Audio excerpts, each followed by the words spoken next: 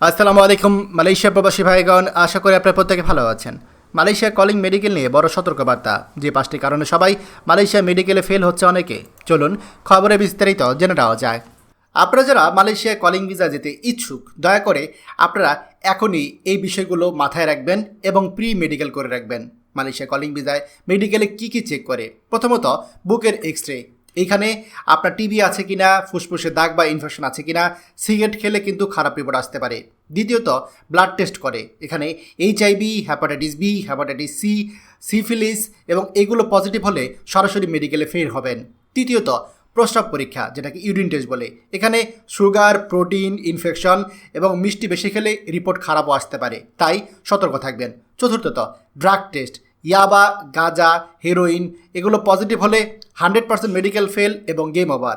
পঞ্চমত শারীরিক পরীক্ষা, যেটাকে ফিজিক্যাল চেক আপ বলে।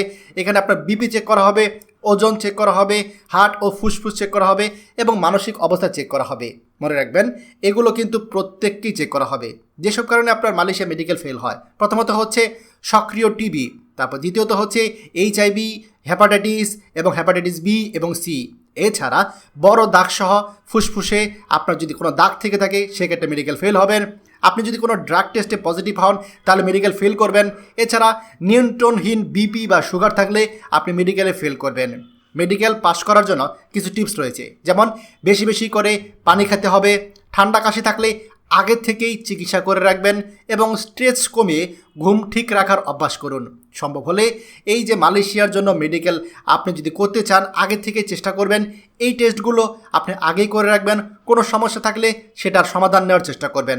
মনে রাখবেন, মালয়েশিয়ার জন্য মেডিকেল আনফিট হলে ভুলেও অবৈধ পন্থায় ফিট করার চেষ্টা করবেন না, কারণ মালয়েশিয়াতে যাওয়ার পরেও তারা কিন্তু আপনার আরেকটা মেডিকেল করবে। সেখানে আনফিট হলে নিয়োগকারী কোম্পানি আপনাকে দেশে ফেরত পাঠিয়ে দিতে পারবে, কারো কোনো কিছুই করার থাকবে না। তাই কোনো ধরনের মেডিকেল কন্ট্যাক্টে যাবেন না। মালয়েশিয়ার কলিং ভিসা মেডিকেল কিন্তু এখনও চালু হয়নি। মালয়েশিয়ার কলিং ভিসা নিয়ে এখন আলোচনা চলছে। তবে যেহেতু এই মেডিকেলের বিষয়গুলো আপনাদের প্রত্যেকের সাথে ওতপ্রোতভাবে জরুরি, তাই আপনারা এই সকল যে রোগ আছে এই রোগের বিষয়ে সাবধান থাকবেন। সম্ভব হলে 6 মাস অন্তর অন্তর এই টেস্টগুলো করবেন। এই টেস্টগুলো করে নিজের শরীরকে সুস্থ রাখার চেষ্টা করবেন এবং মালয়েশিয়া ভিসার জন্য প্রস্তুত থাকবেন। দয়া করে এই ভিডিওটি আমাদের সকল প্রবাসী ভাইদের সাথে শেয়ার করুন। আর আপনি যদি আমাদের এই চ্যানেল তো হয়ে থাকেন, অবশ্যই আমাদের চ্যানেলটিকে সাবস্ক্রাইব করুন মালয়েশিয়ার সকল গুরুত্বপূর্ণ খবরাখবর সবার আগে পাওয়ার জন্য।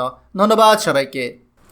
আমাদের সকল ভিডিও আপডেট সবার আগে পেতে আমাদের চ্যানেলটিকে সাবস্ক্রাইব করুন। সাবস্ক্রাইব করতে সাবস্ক্রাইব বাটনে ক্লিক করুন এবং বেল আইকনে চাপুন, যাতে আমাদের কোনো নতুন ভিডিও আপনি মিস না করুন।